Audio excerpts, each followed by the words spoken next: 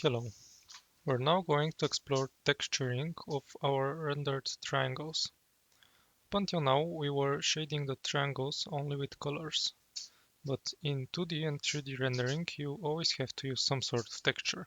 Even if you're doing some simple text processor, the characters and fonts are actually still a texture. In this lesson, we are going to do a modification to our vertices. We want to remove the color data for the vertex and replace it with something called UV. UV is another way to name the texture coordinates. The UV values will be matching a value from 0 to 1 and will correspond to the X and Y position inside the texture. So each corner of the triangle will correspond to a position in a 2D image. Even if you take the simplest example of a square image, to display it on the screen, you would have two triangles, and each corner should have a coordinate of that image that it is going to display. To the top left will be 0 by 0, and bottom right would be 1 by 1. So let's start by going into our vertex struct file. In here, I will create a new constructor that will take a position and the UV parameters. I change the color to now be a vector2 UV field, and the constructor will set both of these values, position to position and color to color. Now we also need to modify the attribute descriptors down here. We now set the offset to the UV for the second attribute, and its format will be of two values of 32-bit floats. We'll also create an empty constructor that will initialize these to zeros.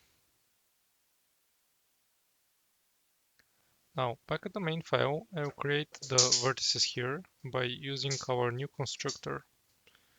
And the second parameter is no longer a vector3, so I delete the third value. We'll have to delete all the positions. Since we want to render an image, we want to have two triangles that form a rectangle. This means 4 corners or 4 vertices. The first one will be at -half and -half on or the top left. Second will be half to the right and still on the top. Third is the bottom left half, and fourth should be the bottom right half. I will also write a comment to indicate the values so that we now create the index buffer correctly.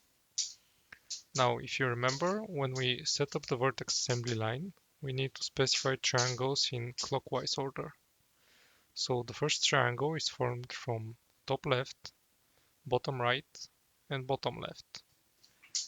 And the second triangle is top left, then top right, and then bottom right. Now that we have the UV, we also need to modify the shader to accept the vector2. And we will also name it UV. It will output this UV to the fragment shader. And here we just assign the input to the output. Inside the fragment shader, we also correct the in parameter. And for now, until we have an actual texture, we will form the square color by assigning the UV to red and green with 0 for blue and 1 for full opacity. Now, UV coordinates actually go in the opposite direction of rendering. So a coordinate of 0 by 0 is the bottom left, and 1 by 1 is the top right. So I'll assign the correct values now for each vertex.